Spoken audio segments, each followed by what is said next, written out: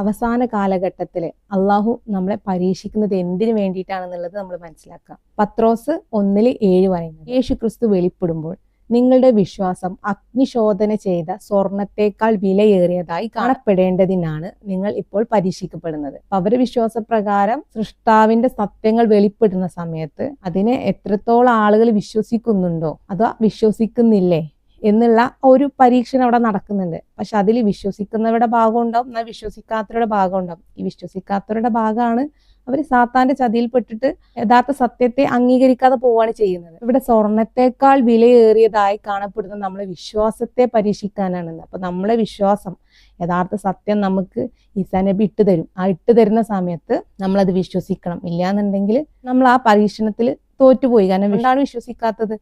അവർക്ക് പിശാചിന്റെ ദുർബോധനം വന്ന കാരണം അവര് സത്യത്തെ അംഗീകരിക്കില്ല. ഇനി അതേപോലെ മഹദിമാമിലേക്ക് വരുമ്പോൾ മുഹമ്മദ് നബി സ്വല്ലല്ലാഹു അലൈഹി വസല്ലമ വിശുദ്ധ ഖുർആനിലൂടെ പറഞ്ഞ എല്ലാ സത്യങ്ങളും മഹദിമാമ് നമുക്ക് വെളിപ്പെടുത്തി തരും. ആ വെളിപ്പെടുത്തുന്ന സമയത്ത് അള്ളാഹു നമ്മളെ പരീക്ഷിക്കാണ്.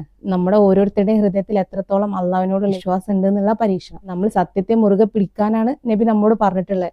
ഇത്ര റിസ്ക് എടുത്തു കഴിഞ്ഞാൽ മാധ്യമാമ് വന്നാൽ ബൈഅത്ത് ചെയ്യണം എന്ന് പറഞ്ഞാൽ എന്തുകൊണ്ടാണ്? നമ്മളെ രക്ഷയ്ക്ക് വേണ്ടിയിട്ടാണ്. നമ്മളത് ബൈഅത്ത് ചെയ്തിട്ടില്ല എന്നുണ്ടെങ്കിൽ നമ്മൾ എന്തുകൊണ്ടാണ് ചെയ്യാത്തത്?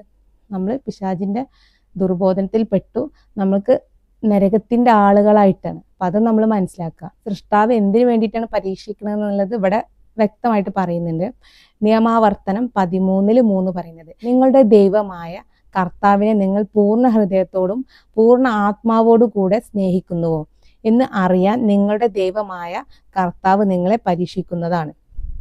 അപ്പൊ നമ്മുടെ സൃഷ്ടാവിനെ പൂർണ്ണ ഹൃദയത്തോടും പൂർണ്ണ ആത്മാവോടും കൂടെ സ്നേഹിക്കുന്നുണ്ടോ എന്ന് അറിയാൻ വേണ്ടിയിട്ടാണ് നമ്മളെ പരീക്ഷിക്കുന്നതെന്ന്. അപ്പൊ ആ സൃഷ്ടാവിന്റെ തെളിവുകളാണ് നമുക്ക് ഇട്ട് തരല്. ആ ഇട്ട് തരുന്ന സമയത്ത് നമ്മളത് അംഗീകരിച്ചാൽ, വിശ്വസിച്ചാൽ നമ്മൾ വിജയിച്ചു.